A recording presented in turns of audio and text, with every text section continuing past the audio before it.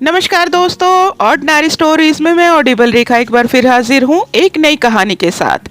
आज की मेरी कहानी का शीर्षक है हथेली पर क्यों नहीं है बाल। अकबर और बीरबल के बीच में अक्सर नोकझोंक और एक दूसरे पर कटाक्षों का उपयोग खूब हुआ करता था। अक्सर बीरबल को अकबर महाराज किसी न किसी मुश्किल सवाल या उलझन में डाल देते थे और उनकी बुद्धि की परीक्षा लेते थे। एक बार अकबर ने बीरबल से पूछा, बीरबल, तुम तो जानकारियों का खजाना हो, मुझे एक बात बताओगे? तो बीरबल ने कहा, जी जहां पना, अगर मेरी बुद्धि काम करेगी तो मैं जरूर बताऊंगा। तो अकबर ने सवाल किया, असल में मैं आज तक यह नहीं समझ पाया कि मेरी हथेली पर बाल क्यों नहीं है, जबकि शरीर के अधिकतर हिस्से में किसी न किसी रूप में बाल मौजूद हैं। बस मुझे अपनी हथेली को देखकर हैरानी होती है कि मेरी हथेली पर बाल क्यों नहीं है। तो बीरबल ने अति शीघ्रता से जवाब दिया, बस महाराज, इतनी सी बात है? मैं तो समझा मेरे महाराज को कोई बहुत ही मुश्किल बात परेशान किए जा रही है। तो अकबर ने व्यंग से मुस्कुराते हुए कहा, अरे हाँ बीरबल, मैं तो बस इतनी सी बात से परेशान हूँ, तुम ही बताओ कि मेरी हथेली पर बाल क्यों नहीं है। तो बीरबल ने कहा, जहां पना, आप दरिया दिल बादशाह हैं। आप अपनी जनता से बेइंतहा प्यार करते हैं, उन्हें किसी तरीके की परेशानी में देखना आपको मंजूर नहीं है। इसलिए जब भी कोई आपके द्वार पर मुसीबत का मारा आता है तो आप उसकी मदद करते हैं। जरूरतमंदों को दान देते रहने के कारण आपकी हथेली पर बाल उग नहीं पाते। अकबर से ये सवाल का जवाब देकर बीरबल ने उनको अपनी सामान्य दिनचर्या में लगा दिया। बीरबल भी अपने काम में मग्न हो गए।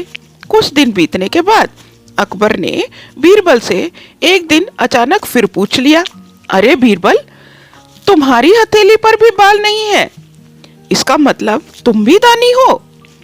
बीरबल को इस बात का अंदेशा था कि कभी भी जहां पना उससे यह सवाल फिर से पूछ सकते हैं, इसलिए वह पहले से ही तैयार थे। उन्होंने छुटते ही कहा, महाराज, मेरी हथेली पर बाल नहीं होने का कारण दान देना नहीं, दान लेना है। आप मुझे दरबार में छोटी छोटी उलझने सुलझाने का अवसर देते रहते हैं और मेरे उस उलझन के समाधान कर देने पर आप मुझे प्रसन्न होकर इनाम देते रहते हैं। आप इनाम देते रहते हैं, मैं इनाम लेता रहता हूँ।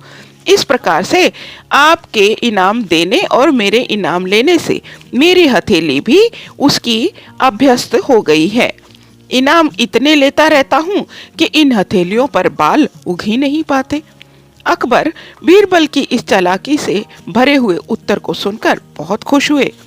इसके बाद अपने दरबार में अकबर ने बीरबल से पूछा, बीरबल, तुमने मेरी हथेली और अपनी हथेली पर बाल नहीं होने का कारण तो बता दिया, आज तुम यह देखो कि मेरे दरबार में जितने भी दरबारी हैं उनमें से किसी की हथेली पर बाल नहीं है, ऐसा क्यों है?